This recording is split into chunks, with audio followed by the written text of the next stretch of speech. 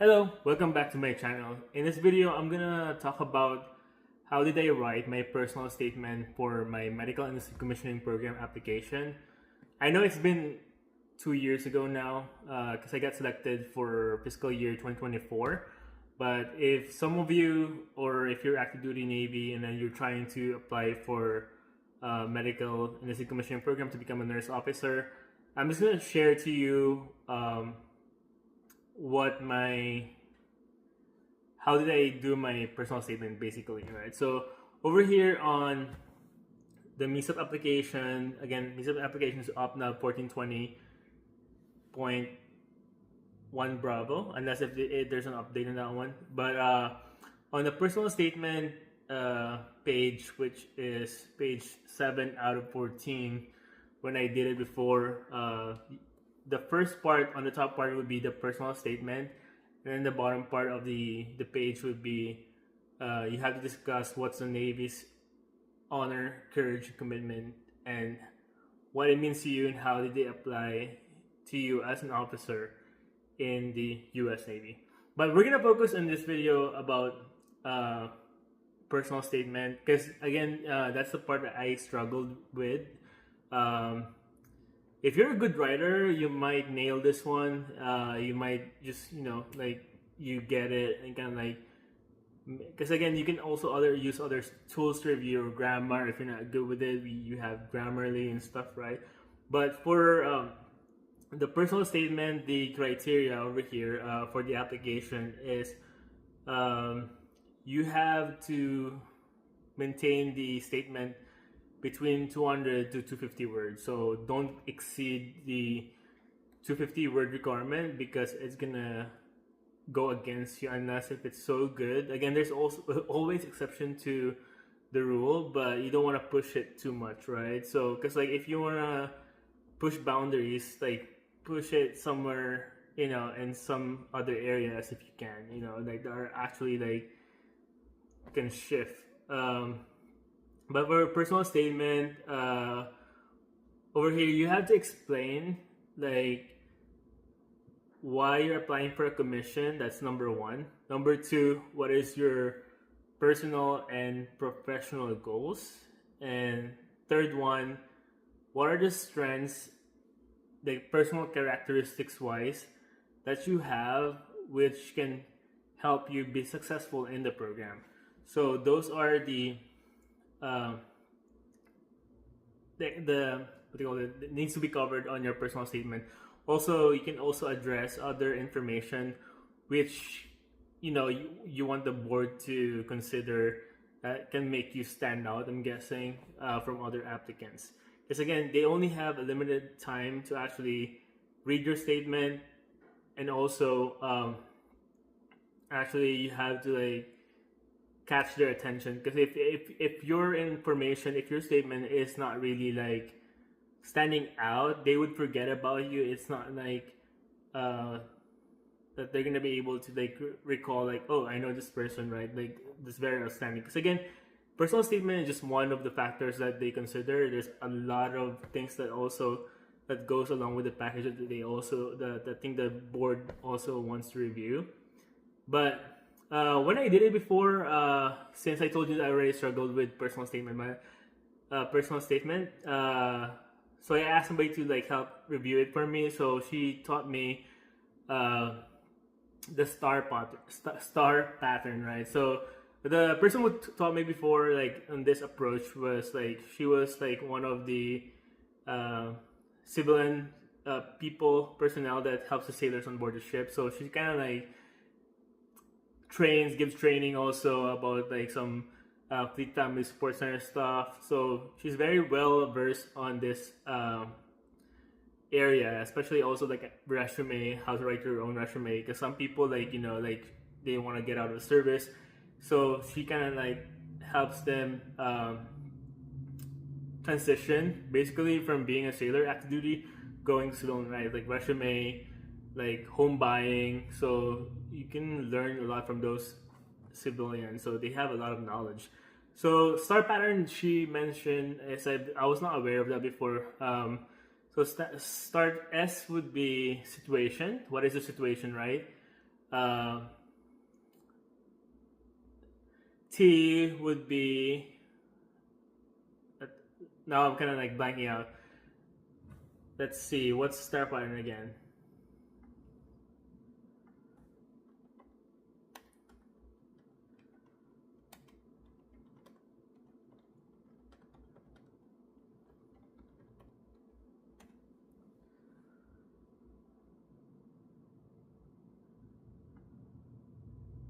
All right, so sorry about that.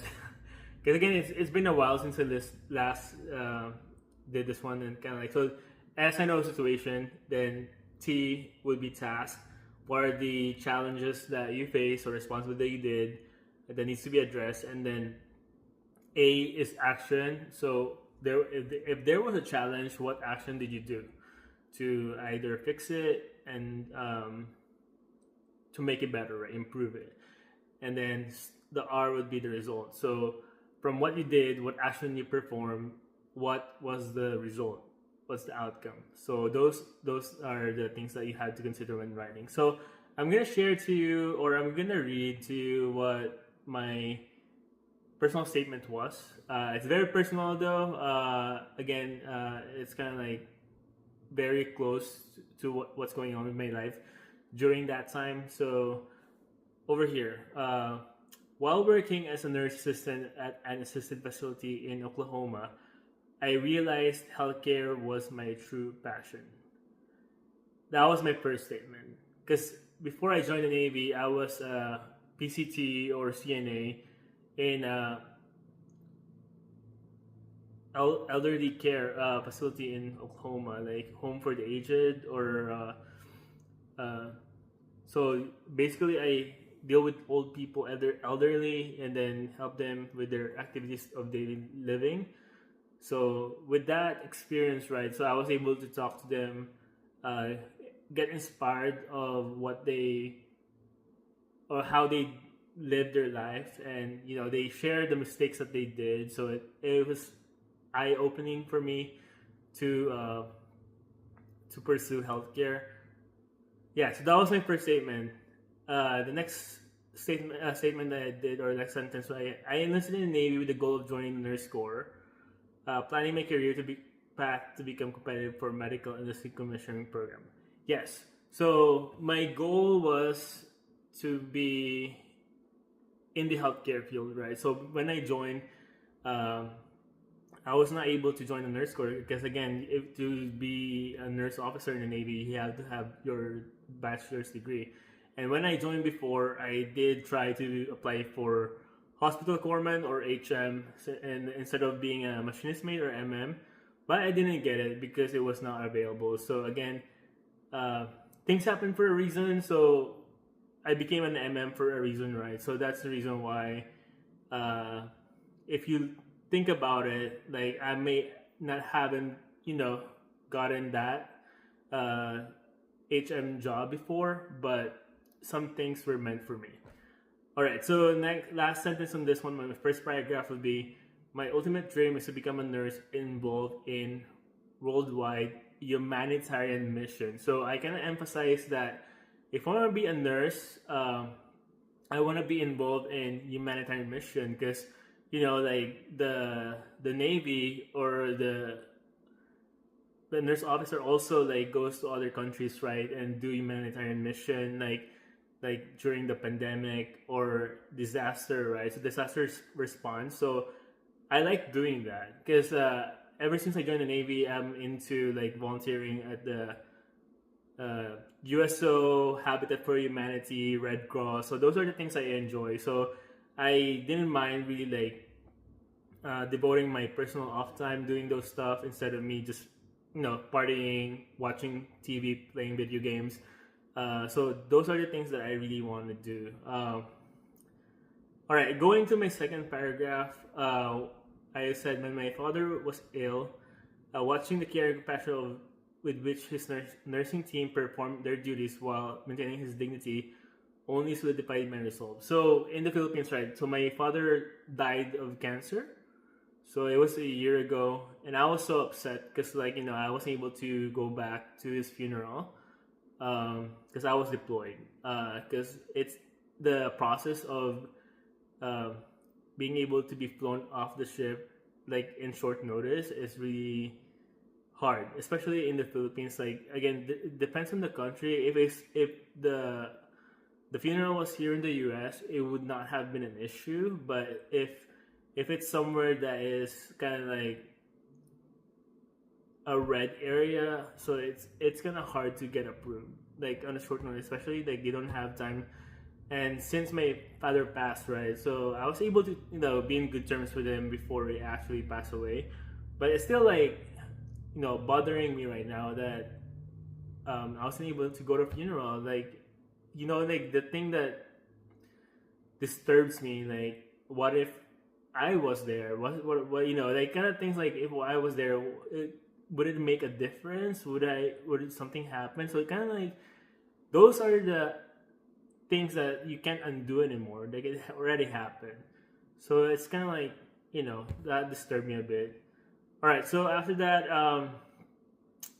yeah. So that I said that because also like watching the caregiver, my father and my mother, which is the main caregiver, also kind of like took me the path that hey, if I wasn't able to really like be there for my father, at least if I've given a chance to take care of someone or their family member, I'll do my very best to actually uh, be a good nurse to them.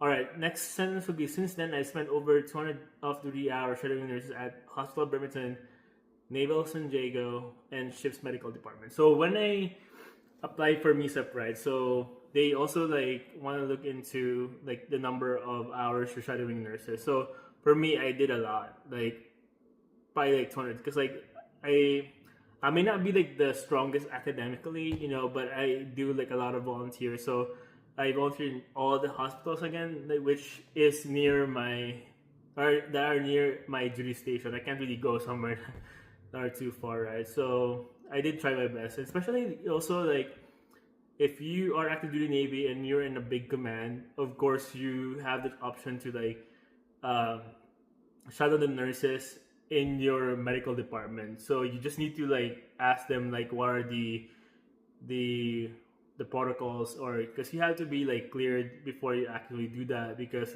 you're dealing with personal identifiable information of patients, right? You can't not just like share it to anybody who's not involved with the care. All right, next sentence would be uh, again, I just like said, their professionalism and competency in high intensity environments set the standards to which I aspire. So for me, like, there's different types of nurses. I realized that in school because I've been in school for a year now. Again, it depends on the specialty you're doing, but like if you're a nurse in ICU or ER emergency department, right? It's kind of fast paced, and to be a nurse in that situation, you have to be a good critical thinker, because like the person can go down fast, right? Cause the vials can go way out of whack. You have to be like fast in like, hey, what intervention you have to perform on this patient to stabilize that patient to save their life. And because the longer you wait and not knowing what to do, you're ending up like endangering the person, right? And it's tragic, right? Because like example, like even just CPR, if you revive the person like minutes or like too long, they can have damage from that. They can be like what you call this, like in a vegetative state, because they might be able to breathe, but their brain is already dead. They're basically like brain dead. All right, so that was my second paragraph. My last paragraph would be as command indoctrination coordinator. I've enjoyed both recreating curriculum promote success of newly arrived sailors and mentoring junior sailors as they begin their careers.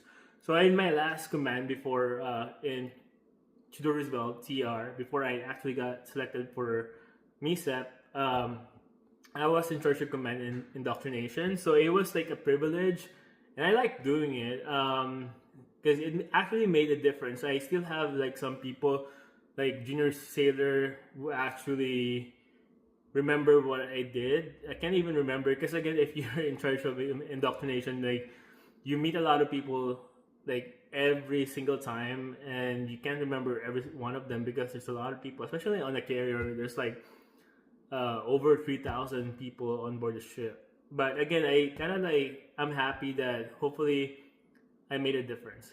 All right, so next sentence would be coupled with passion for professionalism, cultural competency, and patient's dignity in the field of healthcare. It has given me an invaluable perspective on leadership as it pertains to patient care. So I just like made that sentence in a way that I choose the word that best describes the situation. Because there's like, if you're in the military, right, like writing evals and stuff like that, like there's like a difference between a good word, which is like very high, and then mediocre, sorry, and then like a low impact word. So you have to use like the ones on top to actually signify that you made an impact, you made a difference, and you did something. And the last sentence, I ended it with like a short one. I intend to maintain my commitment to those values throughout my career. So I kind of value in that kind of like signifies consistency, right? I want to be consistent. I can't be just like motivated for few months or a year and then try like, kind of like lack that motivation years after. Remember that if you're in the military, you have to sign up for a time commitment, right? You have to sign up for 3 years, 6 years. So you have to dedicate your life on those or service on those years, right? So it needs to be like worthwhile. So and then at least you made an impact, make a change. Because again, my goal, if I do become an officer after nursing school, like to make a difference in the lives of like whoever I work with in the healthcare field. So and after that, of the actual like your statement, then there's a thing that you have to add in the bottom, like your birthday, and then kind of like extend like at age computed to blank fiscal year which selection board is held is blank. You just need to follow that format and kind of plug in whatever is applicable to you. All right, hopefully I helped someone on this video. I'm kind of nervous about like posting this, but I just want to give it a try and see if someone can be helped from it. All right, guys, thank you guys for watching.